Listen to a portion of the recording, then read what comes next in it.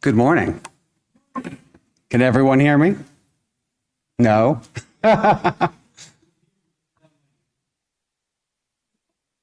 Another ding. No, there we go. All right. My name is Adam Briscoe Limehouse. Welcome to the Washington Ethical Society. My pronouns are he and him, and I am the officiant today, and I'm getting things all out of order. WES is one community, unified across time and space, gathering for these Sunday platforms to affirm our values and commit to a better world. So I want to welcome those of you who are here in the hall, those of you watching now on Zoom, and those who are catching the recording later. If you are on Zoom, please check the chat for a welcome and various tips from Judy Myers, today's Zoom chat usher. If you're here in the hall and would like an assistive listening device, please ask the sound team at the back. A special welcome to our visitors. I see quite a few, so very much thank you for coming. We'd love to get to know you and answer any questions you have. To get on our email list, you can fill out the connection form at tiny.cc/wesconnects or send an email to wes@ethicalsociety.org. And if you're here in person, we invite you to stop by the welcome table after platform or just talk to anyone with one of these printed white name badges. Now let me check the Zoom chat to see who's attending remotely this morning. I see good mornings from Lauren DeShulo, Cynthia Goodman, Barbara Nathanson, Eileen Rubenstein, and Lynn G. So welcome to you all on Zoom. It is good to connect and to share this time together. Opening words this morning are from J.R.R. Tolkien's Lord of the Rings. Frodo said, "I wish the ring had never come to me. I wish none of this had happened." Gandalf replied, "So do all who live to see such times, but that is not for them to decide. All we have to decide is what to do with the time that is given to us." Today's opening song is "I Went to Get Water" by our very own Josh Blinder. 1, 2, 3, and...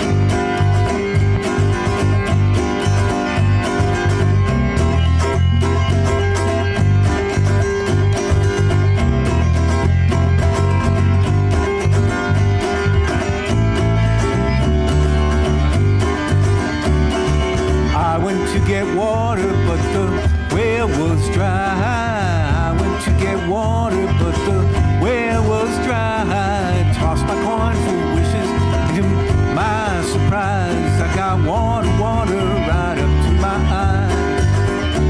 Well, I went to call my baby on the telephone. Went to call my darling on the telephone. Had a worried mind that she would not be home, but she was, and we talked the whole night long. 'Cause I got water from the well. Yeah, I got water from the well. Where it come from, I can't tell, but I got me cool, clear water from the well.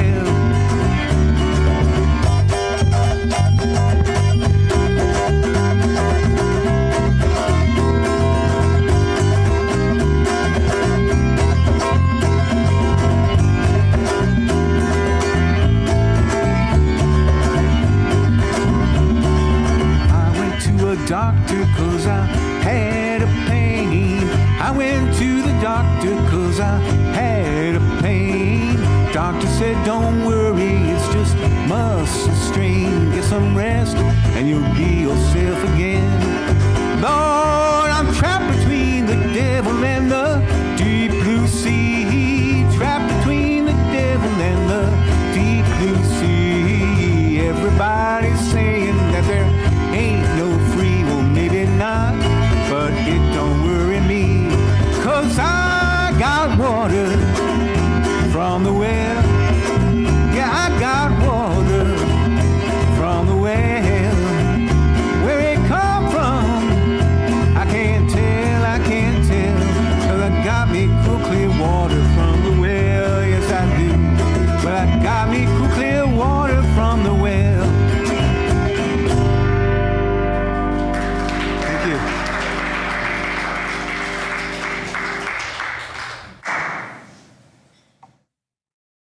Each week we read our statement of purpose as a reminder of our shared values. If you are interested in taking a turn to read the Statement of Purpose, you can sign up at tiny.cc/readsop. Today's reader is Karen Storms.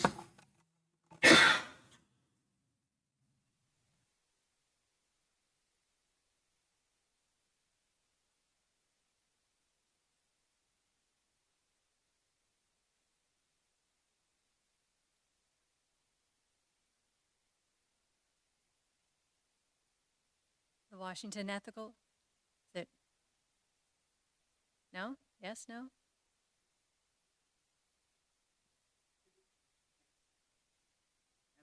Oh, hand mic. The Washington Ethical Society is a humanistic or congregation that affirms the worth of every person. We strive through our relationships to elicit the best in the human spirit. With faith in human goodness, we appreciate each person's unique capacities. We joyfully celebrate together and support each other through life. We nurture a sense of reverence and responsibility for each other and the earth.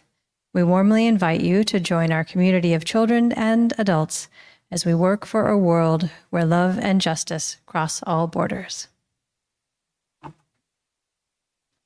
Thank you so much, Karen. As Karen lights our community candle, I invite everyone to join in our candle lighting words. May we kindle within us the warmth of compassion, the light of understanding, and the fire of commitment to build a brighter future for all.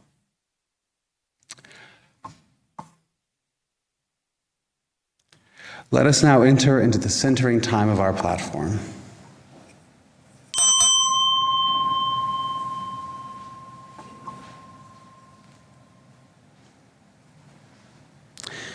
The following is a simple meditation written by the Reverend Dr. Nathan C. Walker, a scholar of the First Amendment at Rutgers University and a UU minister.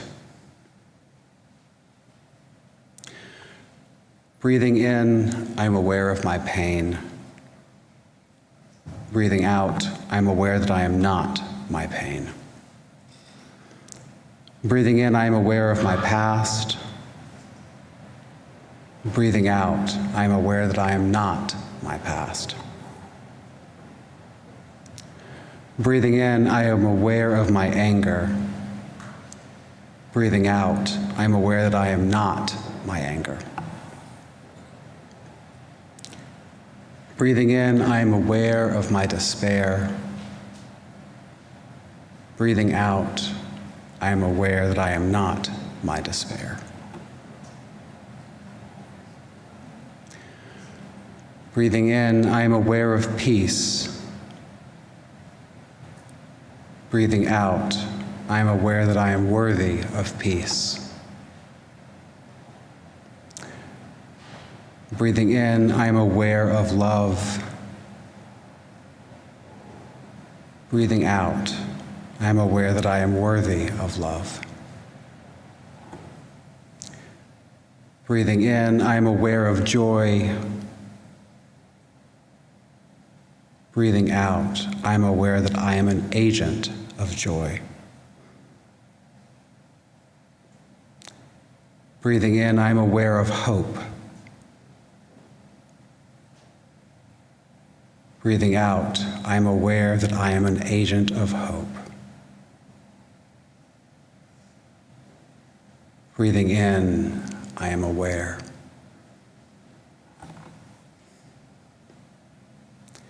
We continue our centering time in silence and in the music that follows.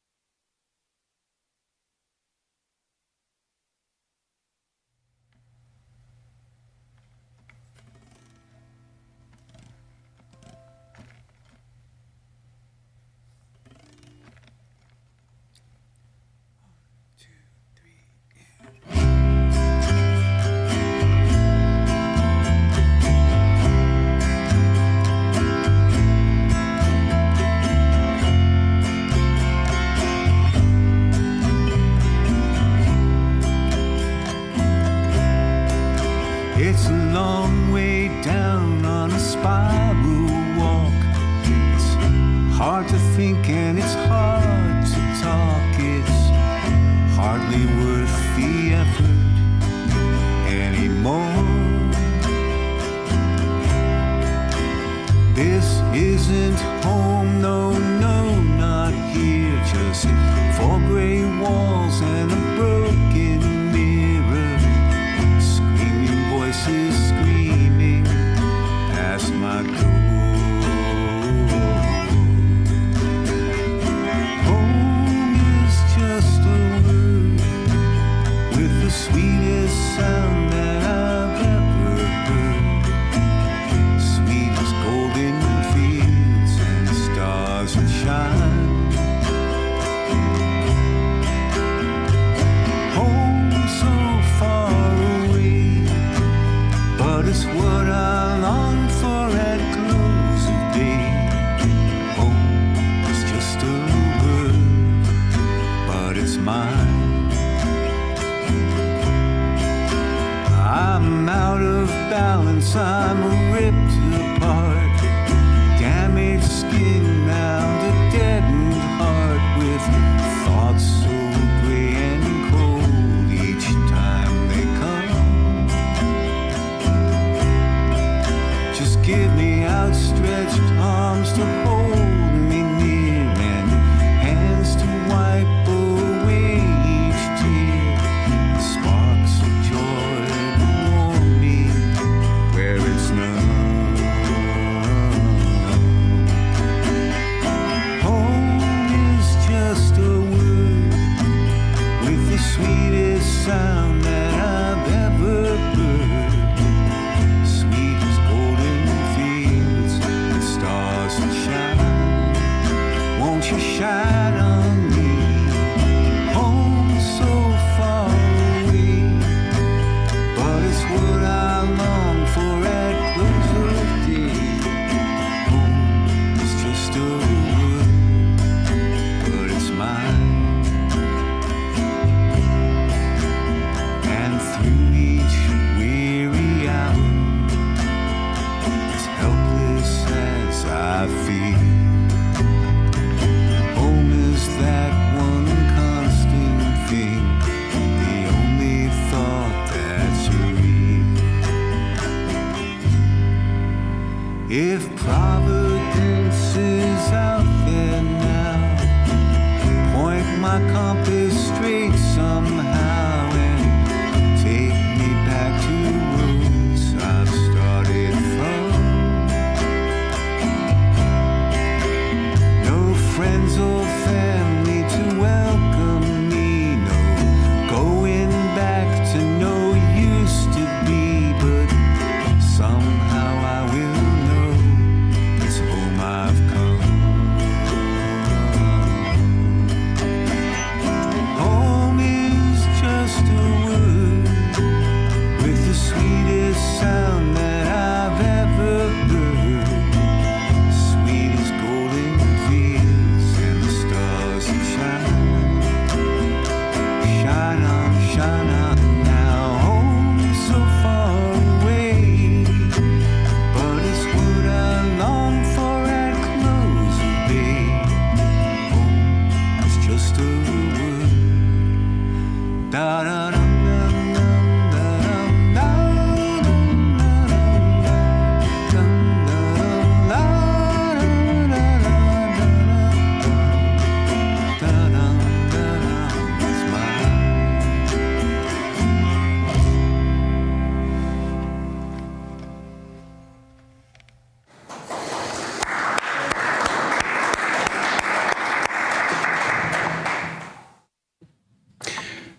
Let me open with a bit of editorialization before we get to today's reading. You may have noticed that there was recently a large rally at Madison Square Garden. This reading is a response to that rally. An excerpt from Thomas Paine's Common Sense. Ceremony and even silence, from whatever motives they may arise, have a hurtful tendency when they give the least degree of countenance to base and wicked performances. Wherefore, if this maxim be admitted, it naturally follows that the king's speech, as being a piece of finished villainy, deserved and still deserves a general execration, both by the Congress and the people. Yet, as the domestic tranquility of a nation depends greatly on the chastity of what might be properly called national manners, it is often better to pass some things over in silent disdain than to make use of such new methods of dislike as might introduce the least innovation on that guardian of our peace and safety. And perhaps it is chiefly owning to this prudent delicacy that the king's speech hath not before now suffered a public execution. The speech, if it may be called one, is nothing better than a willful, audacious libel against the truth, the common good, and the existence of mankind, and is a formal and pompous method of offering up human sacrifices to the pride of tyrants. But this general massacre of mankind is one of the privileges and the certain consequences of kings. For as nature knows them not, they know not her, and although they are beings of our own creating, they know not us, and are become the gods of their creators. The speech hath one good quality, which is that it is not calculated to deceive, neither can we, even if we would, be deceived by it. Brutality and tyranny appear on the face of it. It leaves us at no loss, and every line convinces, even in the moment of reading, that he who hunts the woods for prey is less savage than the King of England. Our platform speaker today is our senior leader, Casey Slack.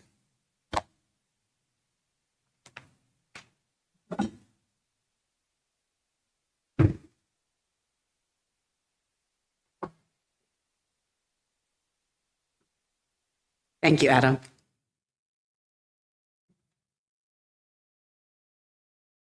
Before we get started, I want you to take a second to check on where your shoulders are.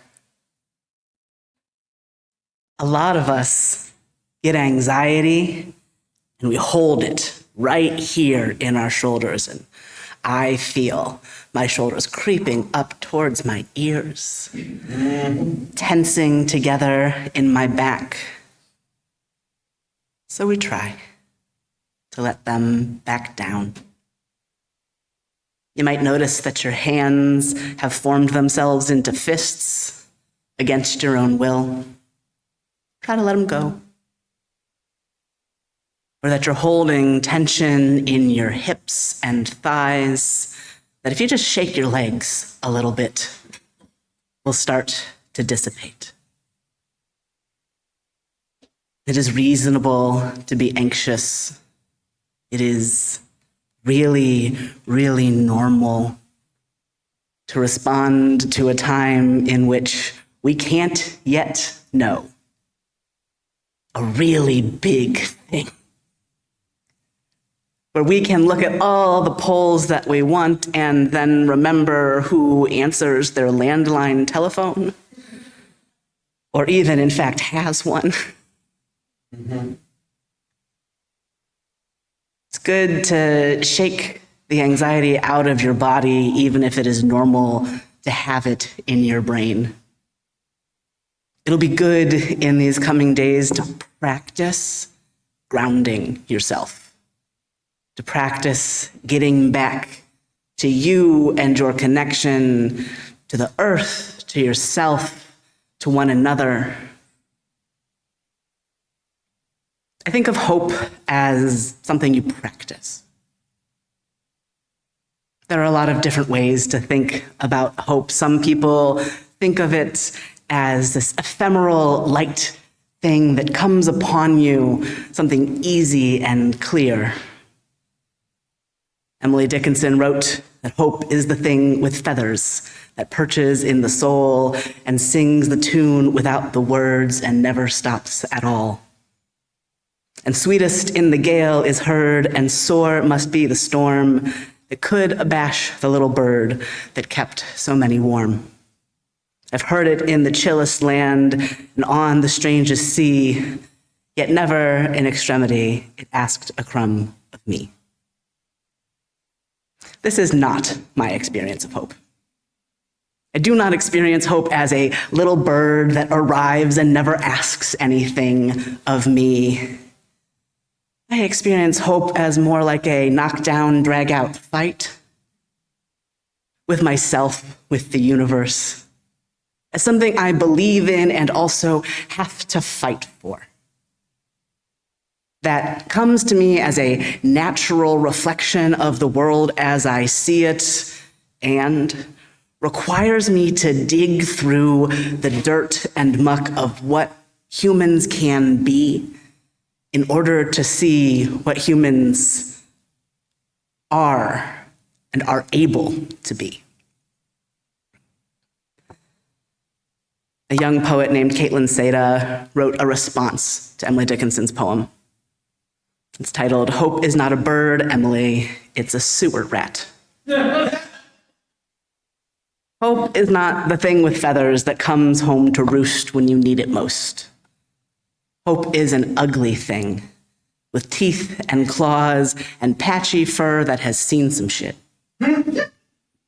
It's what thrives in the discards and survives in the ugliest parts of our world, able to find a way to go on when nothing else can even find a way in.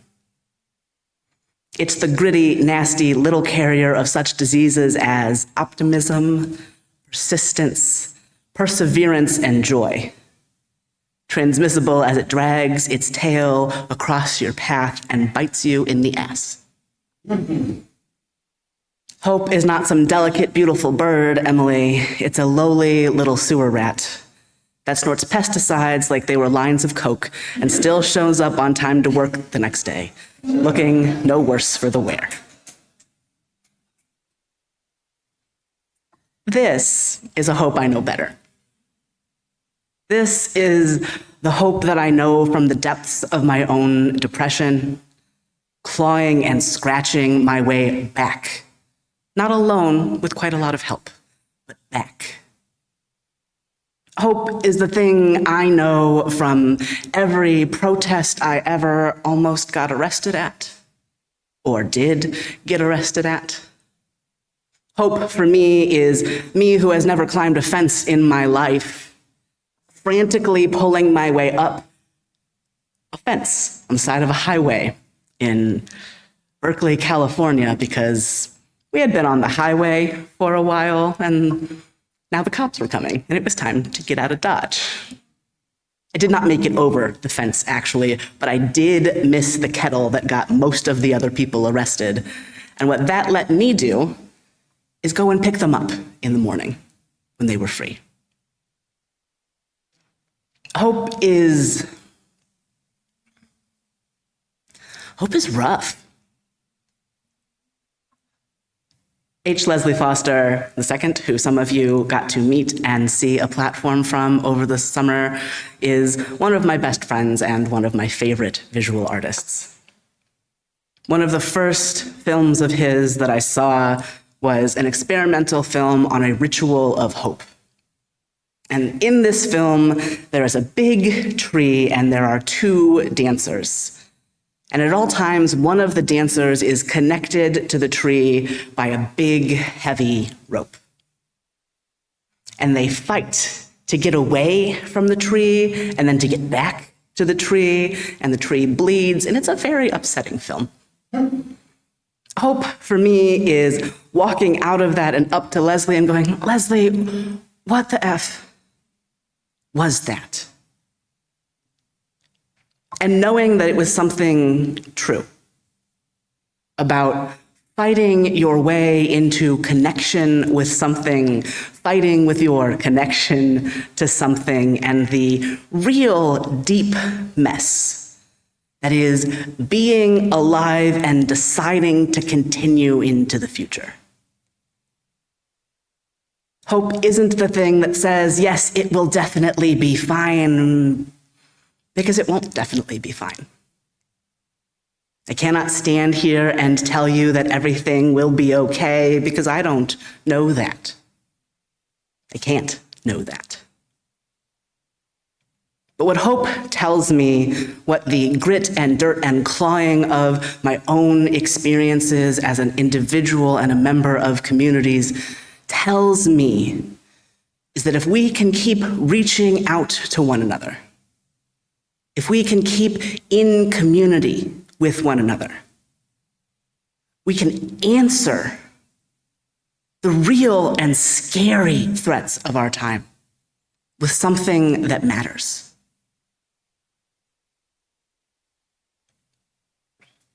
The world's answer, nature's answer to death is life, to an end is a beginning. I have hope because every year trees shed their leaves and plants die, and then in the spring they come back. Over and over and over again, not necessarily the same each time, but still there. Because in hospitals all around the world, right now, someone is dying and someone is giving birth. Because the end and the beginning are linked, and the world ends all the time. It ends in big ways and small ways. A person dies, an election happens. You get a new job, you quit a job, a relationship starts, then a relationship ends, and always the two things together. Beginnings and ends pulling from each other. Let's that 90s song say, every new beginning comes from some other beginning's end. I have hope because when an asteroid killed the majority of the dinosaurs, it left space for birds and small mammals. Because matter is never created or destroyed, just being reused. Because every time the universe has a space where nothing could possibly be, what we find is something weirder and more alive than we ever could have guessed. I get a lot of hope from all the very weird marine creatures that live at depths that nothing should possibly be at, that are all themselves slightly red, but don't know it because red light doesn't actually get that far down, that live around vents, that feed on the things that live around vents, that dive deep to get there and then come back up. I have hope because tardigrades exist somehow. If you're not familiar, a tardigrade is a little tiny creature that can survive apparently everything. They survive deep freezes. They survive the vacuum of space. They survive volcanoes. What are you doing, little tardigrade, and how? I have hope because mushrooms exist that eat the things that decay and turn that into life.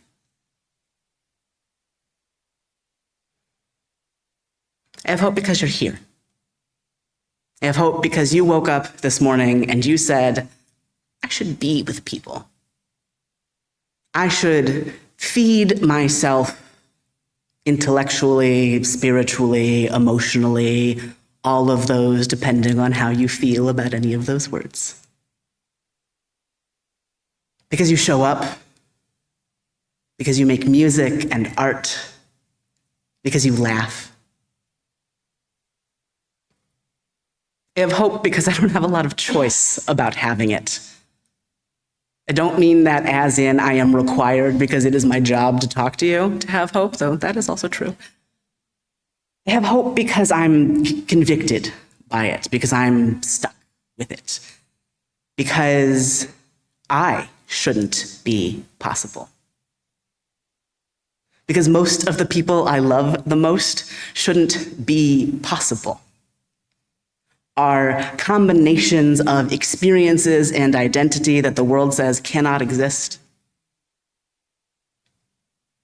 I wrote a piece once for a short-lived digital magazine called Harlot, and my bio was a list of various identities that belonged to me, and in the comments, someone said, "There is no way this person is real."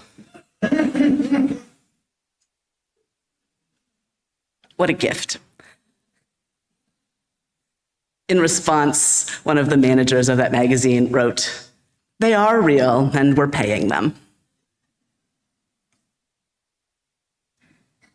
Many of you are also people who maybe shouldn't exist, who the world says, "That's not a way you can be," who think differently than many of the people you encounter in your day-to-day lives, who have lived lives unlike the normal life. Fun fact, almost nobody lives a normal life. As it happens, the beautiful thing about people is that they are all weird eventually. I have never met a single person who did not wind up being very strange after I talked to them for long enough. And that is one of those things that gives me a kind of hope that I cannot let go of, that I cannot be free of, even on the days when I most want to be pessimistic and sure that nothing will ever be okay again. Pessimism, defeatist attitudes, they are incredibly compelling, in part because they're easy. Let me say that again. Defeatist attitudes are compelling in part because they're easy. It is easy to give up. It is easy to say something is more powerful than me and I will never be able to match it. It is easy to see what feel like they're not even just echoes of some of the worst parts of our history, but copies. Nazi rallies at Madison Square Garden. And want to fall over. And want to give up. It is easy to feel like there is nothing that could answer that in a way strong enough to keep what happened in the 30s from happening again. But that is what they want you to feel. That is, in fact, the entire purpose of doing politics in that way, of insisting that there is only one correct way to be and all other ways are naturally death. The point is to get you to give up. The point is to make you think that anything can ever be all the way over. It can't. Because let's be real, Madison Square Garden is not that big of a stadium. It's big, but it's not as big proportionately as it was in the 30s, right? A full Madison Square Garden with a much smaller population is a much scarier situation. But also, it is the case that that is not normal. It is not normal to behave as if people who aren't like you are an attack on your existence. It is not normal, and we all know that I don't love normal so much, so take this. It is not normal, and not the position of someone who isn't scared, to insist so hard that you are correct, that you are good, when all of your actions give away that is not the truth. When you are not even the most competent fascists we've seen recently. I give thanks for incompetent fascists, though I would prefer no fascists at all. 8 years ago, I felt like Cassandra. Cassandra of Greek myth, who would tell the truth, would vision the future and constantly not be believed. Because I could say, hey, this is fascism. And the answer I always got was, well, do you even know what fascism is? Yes. And it's right there. I don't feel like Cassandra anymore. Because even some of the national media can say what we've all been seeing. I don't have to feel alone or in a small subset of people in my premonition about what could happen. Because we feel it together. And though it is scary, it is really scary and a genuine threat. We don't have to answer it alone. We don't have to answer it alone. We can go to the polls together, and we can show up for a vigil on Monday night together. And we can show up and eat pie together on Tuesday night and not have to live alone in that anxiety that pulls our shoulders up to our ears, makes us sore. Because the fact is that no matter what happens, there is work to do and people to do the work with. Because at the end of the day, we keep each other safe. At the end of the day, we care for our neighbors. We show up for each other. We send each other food and we care for each other. And when we need to, we provide each other sanctuary. I have hope because I know that in congregations around the country, asylum seekers have found sanctuary. Because I know that before gay marriage was legal, lots of us were performing them anyway.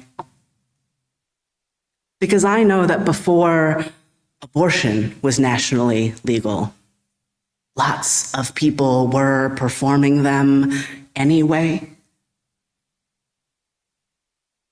And though that is a scary situation, I know that no matter what the government does, what we do is up to us.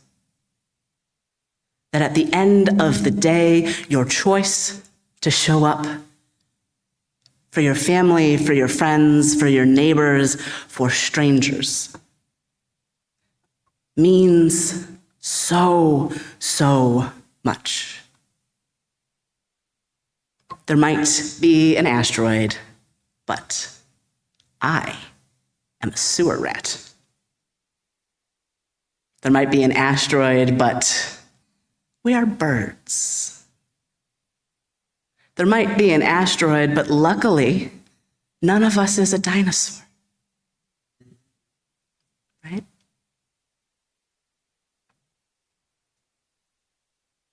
I am not unafraid. I am afraid in some very, very real ways. And I'm sure that you are too. Because it does not matter what your background, what your identity, what your current working, financial, whatever situation is. This is scary. This is not what this choice should look like. It is scary to know that there are people who are so committed to these ideas of dominance, of violence, this entire politic of denigration. It is scary. And the only way they win is if you give up. the only way they win is if we give up. Because it does not matter what the laws are, what the government is, you can always do the right thing. You can always connect to your fundamental humanity, to your experience of being a living, breathing person whose body gets tense when it is stressed and aches when you have worked hard. A living, breathing person who has experienced the depth of sorrow and the highs of joy, and who chooses to be with others when they do that. In this time, we elicit the best in one another by choosing to continue to show up, by choosing to stay in conversation where we can with people who are not actively dangerous to us, by choosing to make a painting or sing a song, by choosing to dance, by choosing to laugh and love and continue. People will talk about a revolution. And I always want to know what they mean.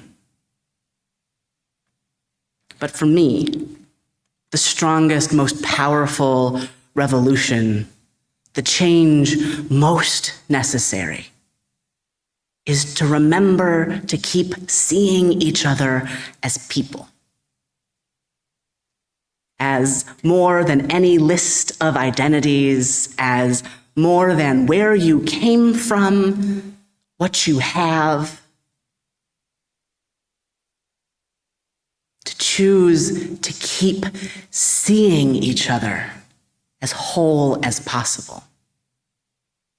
To choose to keep being with yourself as deeply as possible. To remember that we are always in a cycle, that things are always new and ending, that everything that ends becomes something that begins.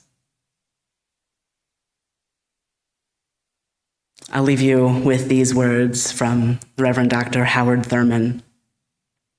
Dr. Thurman was the minister of the first fully integrated congregation in the United States, the Church for the Fellowship of All Peoples in San Francisco.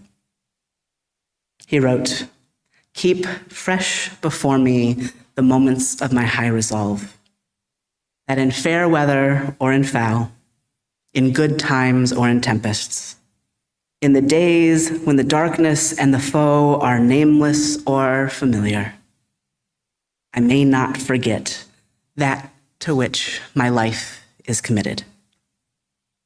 Keep fresh before me the moments of my high resolve." May you keep fresh before you the moments of your high resolve, moments of connection and beauty and truth, the moments when you know who you are and why you're doing what you do. Choose to be together this week. Choose to breathe and move your shoulders away from your ears. Drink water, eat protein.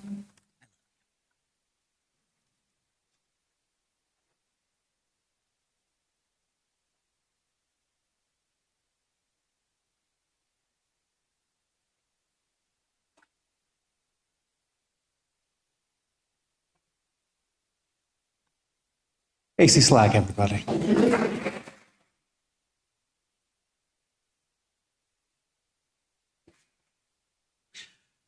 In a few moments, we will have an opportunity for community sharing time when you can write into the chat or share in person about what resonated with you in this platform. While we listen to today's musical response, you might prepare by reflecting on a personal experience or on an activity at WES that brings the platform to mind. Please distill your thoughts to a single idea that you can share in 1 or 2 minutes. Song that I'm sure you've heard in a much more famous version. It's the precursor. It's not really clear who wrote it, and there's several different versions of it, but I'm sure that you'll figure out what the more famous one is as we go.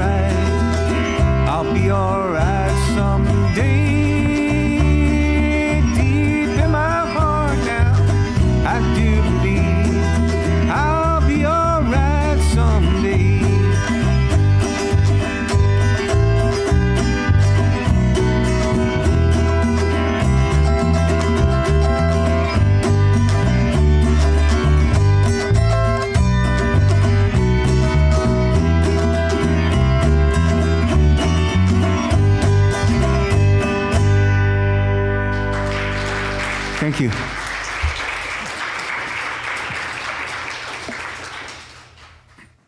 This is the time when we add our voices to the morning, sharing our reflections on the platform or what resonates with our personal experience.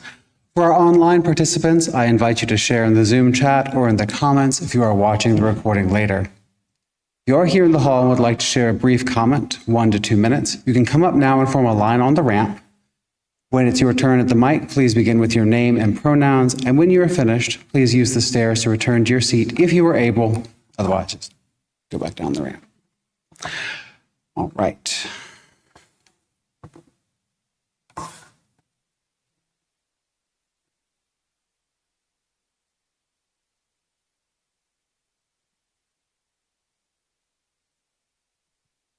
Thank you, Adam. Perry, he, him. Thank you for the platform, Casey, and of course, thanks for the music, Josh. Today's Washington Post online has a column, Readers' Stories of Love and Friendship Across Political Divides. They got the apostrophe in readers wrong, but I found this very encouraging, and those who still have their digital access to the Post, I recommend it. I don't know if it'll be in the print edition someday soon. Won't be here on Tuesday because 8 of us are coming together at my house to practice singing for the Holiday Tastes and Tunes party. So, another example of doing the work.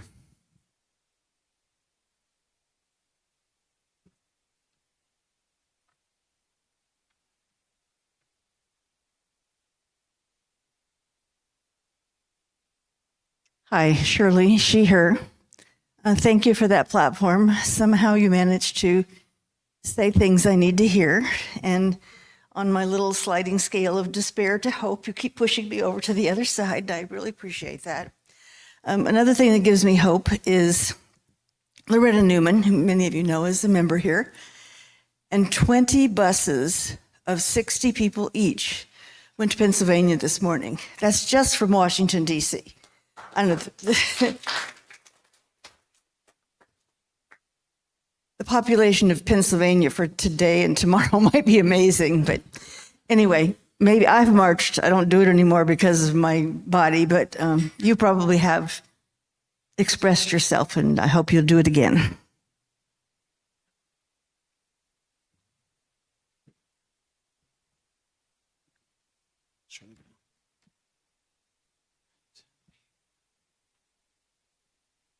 Peter, he, him. Thank you, Casey, for a wonderful platform. As I was listening to the songs at the beginning, however, I'm sitting here saying, wonder what these songs have to do with the platform. And however, after hearing Casey's platform, there's one of these songs that really struck me as being important, and I just want to help us understand how it's connected to the platform. And that was the song About Home. And to me, this is part of my home. And each of us as adults, we each have the task of constructing a home. I know my parents were fortunate enough to grow up in homes, and they were fortunate enough to create a home. And both me and my sister were able to create homes.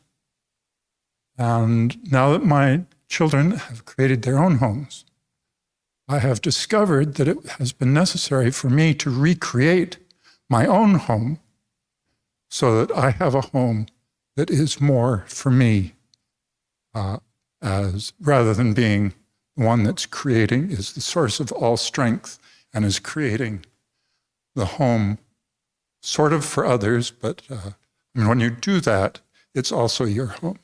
All right, well, enough. Thank you very much.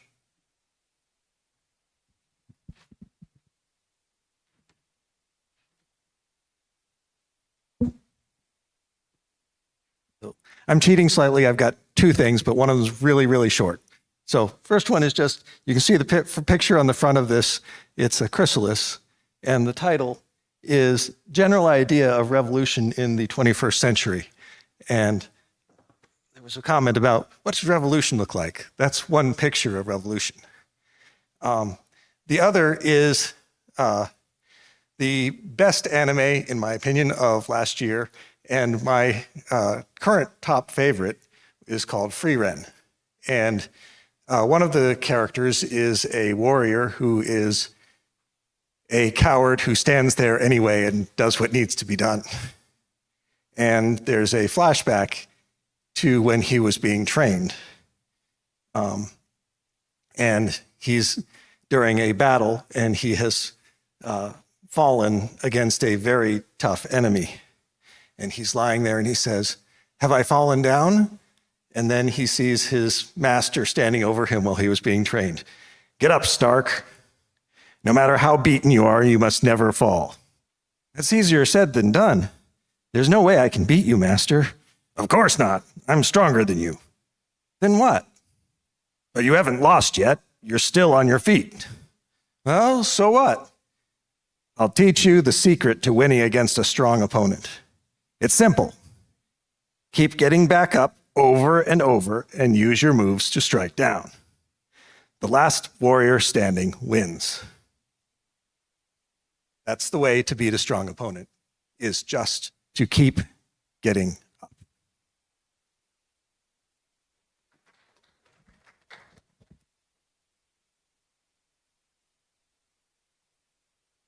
Thank you to everyone who shared. Let's see if we have any comments in the Zoom. Judy Myers from the back. Casey, thank you for your thoughtful and so very meaningful words. You touch my brain and heart, and I feel privileged to have such goodness to chew on all of a Sunday morning. Cynthia Goodman says, great platform, KC. During these divisive political times, I've been prone to dark thoughts, some of which I'm not proud of. Thank you for all the reminders to encourage feelings of hope. I'm looking forward to being with WES folks on election night. And last, Peter, I loved that vision of a home. I view WES as an extension of my home. I'm so proud of my home today, Casey. Thank you to all who shared their thoughts and attention. Just as we share our perspectives and, wait, we didn't get the seat kids. Seat kids.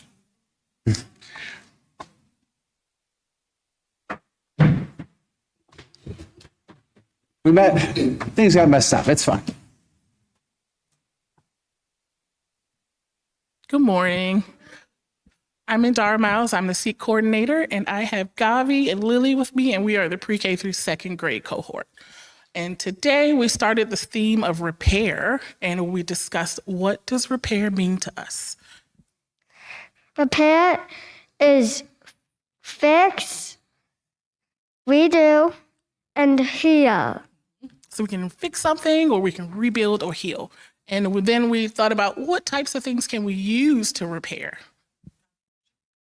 Tools. Tools. And then we thought, something very important is coming up next week. And we learned that democracy is a tool that adults use because everyone gets a vote. So we are here with a special message to say, Please vote. please vote. We made many megaphones as reminders to please vote this week. Thank you.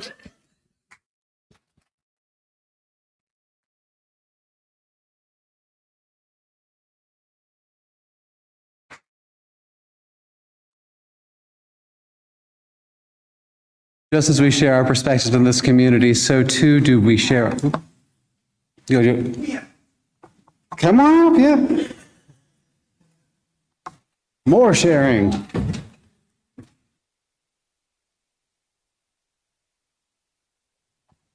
wants to explain what we did? Anybody? Sure. Okay. Well, we made stickers, and they say, I voted, and yeah, we made a lot, and we're gonna hand them out, and so everyone gets a sticker. And then one other thing, if you haven't voted yet, you can like put it in your pocket or something if you're waiting till Tuesday to vote, and then you can put it on then.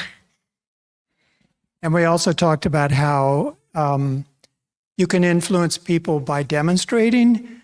And so we did a poster on something that matters to us about stopping animal cruelty.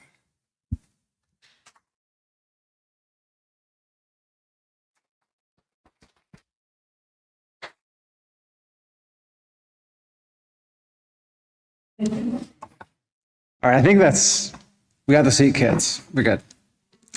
So just as we share our perspectives in this community, so too do we share our resources and gifts. Here at WES, we split all undesignated gifts in our Sunday collection between our operating budget and a fund dedicated to justice and compassion.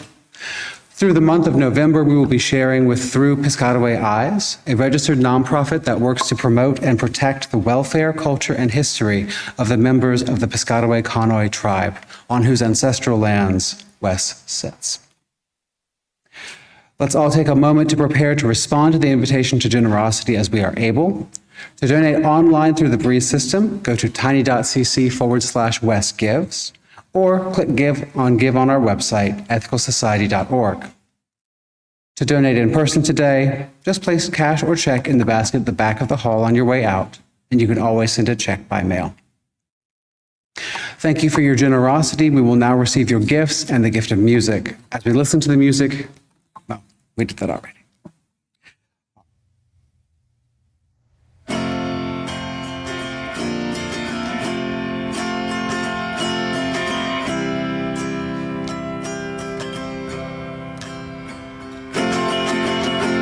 Let's drink to the hardworking people. Let's drink to the lowly of birth. Let's a glass to the good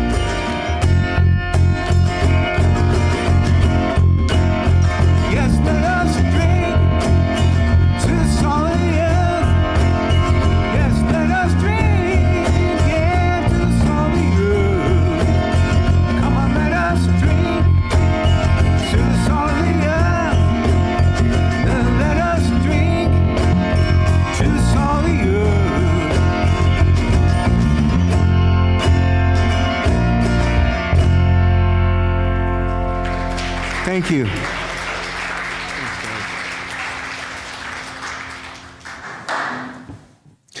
I want to mention a few opportunities to engage in the life of our community. Next Sunday, the Community Relations Committee will speak on Going There Together, Repairing a Broken World with music from our very own Perry Biter. You may have noticed November is going to be a busy month here at WES. First, if you are interested in becoming a member of WES, we have the next session of the Path to Membership classes with Casey taking place right after the platform today in the library. Next, you may have heard there's an election on Tuesday. Tomorrow there'll be a candlelight vigil here at WES from 5:30 to 6:30. And then on the day itself, we'll come together here in the main hall for a watch party, including pie. Anxiety pie will be served around 7 p.m. No matter what happens on Tuesday, WES is going to have a fantastical auction of fantasy and fun on November 16th. Go to WES's website. That'll direct you to our Auxtria Events website to buy your tickets and to see all the details for the WES auction. Please make your donations now. The auction can't succeed without them. Last but not least for November, join us on the 24th to make stone soup with our sibling congregations, the Baltimore Ethical Society and the Northern Virginia Ethical Society. Stone soup and salad will be served after platform here in the main hall. Finally, the WES Sunday Cafe needs funds to get better pricing on larger quantities of coffee and shelf-stable milk. Please contribute generously to our coffers. You can donate via cash in the tip jars, online at tiny.cc/WES coffee sign up, or via the QR code you'll find on the table. That's it for announcements today. As always, you can find information about opportunities to connect in the weekly news and notes email and on the calendar page of WES's website, ethicalsociety.org. Thank you so much to the many people who helped to create this morning's time together. Today's platform speaker, Casey Slack, and our musicians, Josh Blinder, Jason Lang, and Tom Bishop.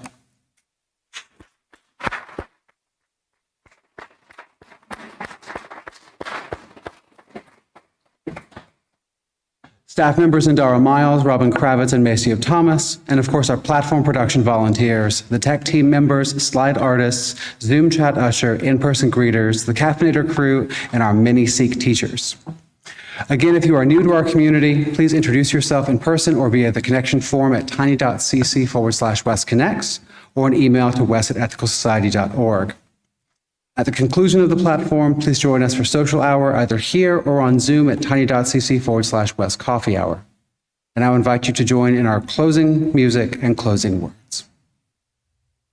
I'm counting on everybody to sing along with this so I can lock it off when I screw it up. So,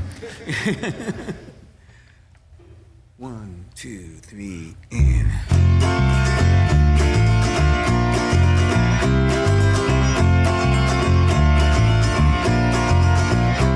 I'm trying to tell you something of my life.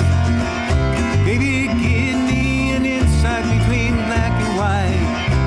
And the best thing you ever done for me is to help me take my life less seriously. It's only life after all. And darkness has a hunger that's insatiable. And likeness has a call that's hard to hear.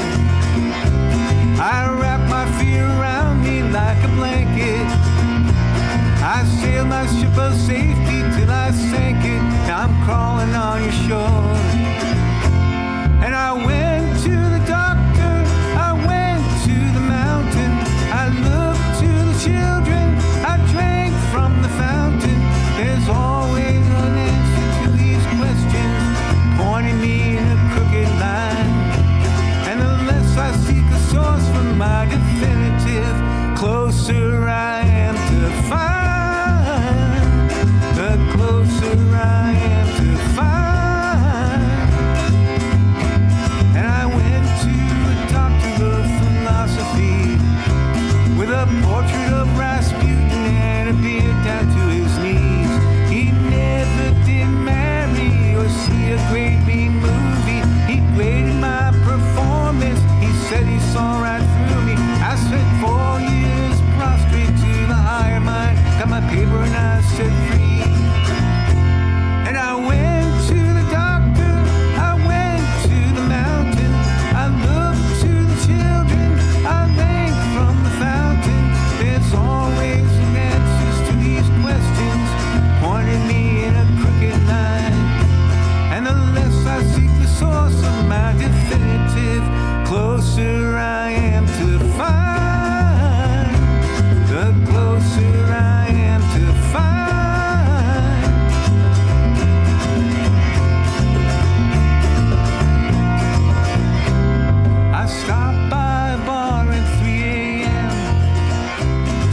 solace from a bottle or possibly a friend.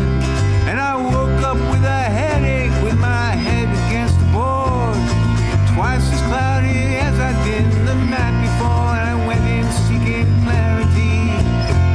We went to the doctor, I went to the mountain, I looked to the children, I drank from the fountain. Yeah, we go to the doctor, we go to the fountain, we leave to the children, we drank from the fountain, we look to the Bible, we read upon the workout, we read upon revival, we stand up for the lookout. There's more of the questions, these questions pointing me in a crooked line.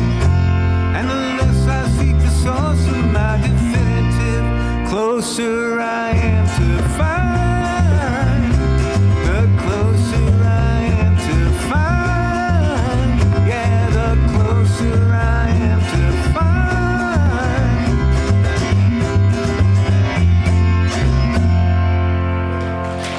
Thank you.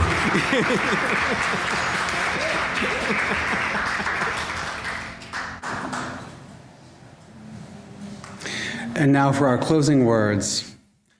Let us go into the week ahead with compassion, understanding, and commitment, dedicated to repairing the fractures in our society with justice and equity. Thank you all for joining today's platform, in person or remotely. We look forward to connecting with you again soon. The last line? Yeah, last line. 2, 3. We go to the doctor, we go to the mountain, we learn the Bible, we drink from the fountain. There's always a question to these answers, pointing me in a crooked line.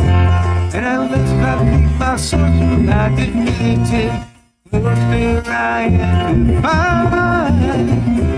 The closer I am to find.